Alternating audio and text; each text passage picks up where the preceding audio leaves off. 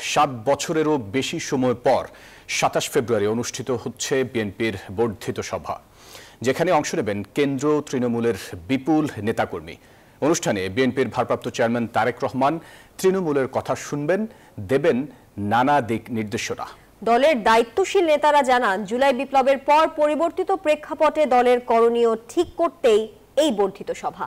জানান, এই সভার মাধ্যমে আরো গতিশীল হবে দল ও চাঙ্গা হবে মাঠের নেতাকর্মীরা। সাইফুল ইসলামের রিপোর্ট।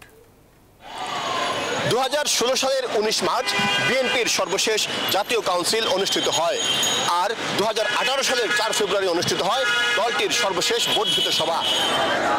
7 বছরেরও বেশি সময় পর বর্ধিত সভায় বিএনপির জাতীয় স্থায়ী কমিটির সদস্য, জাতীয় নির্বাহী কমিটি, চেয়ারপারসনের উপদেষ্টা, জেলা, উপজেলা, থানা ও পৌর কমিটির সভাপতি, সাধারণ সম্পাদক অথবা আহ্বায়ক ও সদস্য সচিব উপস্থিত থাকবেন।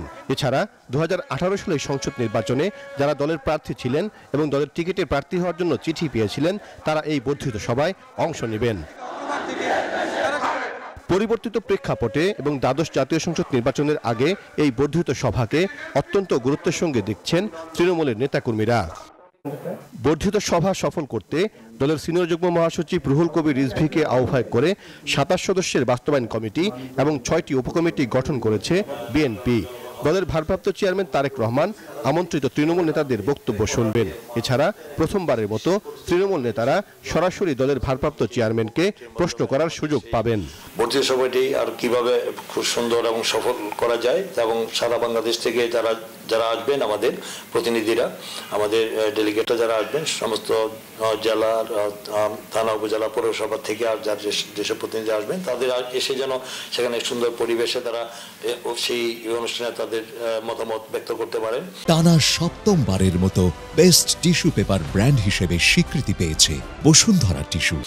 সেখানে তাদের আনুষঙ্গিক যে বিষয়গুলি, সেই বিষয়গুলো আরো একটু সুন্দর সুশৃঙ্খল ভাবে যেন করতে পারে এবং তাদের মতামত তুলছে। তার মতামতের ভিত্তিতেই আগামী দিনে আমাদের নেতা আমাদের পরবর্তীতে সিদ্ধান্ত নিয়ে দিবেন যে আমাদের পরবর্তী দিক নির্দেশনা থাকবে এবং মেসেজ দেওয়া হবে। সেই স্বৈরাচার পতনের পর নতুন বাংলাদেশের রাজনৈতিক বাস্তবতা এবং ভোটের অধিকার রক্ষার লড়াইয়ে দলের বিভিন্ন পর্যায়ের নেতাদের মতামতের ভিত্তিতে সিদ্ধান্ত গ্রহণের জন্যই এই বর্ধিত সভা, বলছেন নেতারা। পরিবর্তিত পরিস্থিতিতে 5ই আগস্টের পরে দীর্ঘ 16-17 বছরের আন্দোলনে এরকম একটা জগদ্দল পাথরকে সরানোর পর এই মুহূর্তে আমাদের কি কি করণীয় হওয়া দরকার সেটা সম্পর্কে একটি ধারণা নেওয়া, তৃণমূল থেকে জাতীয় পর্যায় পর্যন্ত, এবং আমাদের দলের জ্যেষ্ঠ নেতৃবৃন্দ, পার্টির চেয়ারম্যান, তার মূল কথাগুলো, তার বক্তব্যগুলো, দলের নেতাকর্মীদের প্রতি করণীয় কি, এই কথাগুলো সেখানে তিনি বলবেন। বর্ধিত সভায় বেশ কিছু সাংগঠনিক সিদ্ধান্ত আসতে পারে বলে জানিয়েছেন দলের নেতারা। সাইফুল ইসলাম, নিউজ 24, ঢাকা।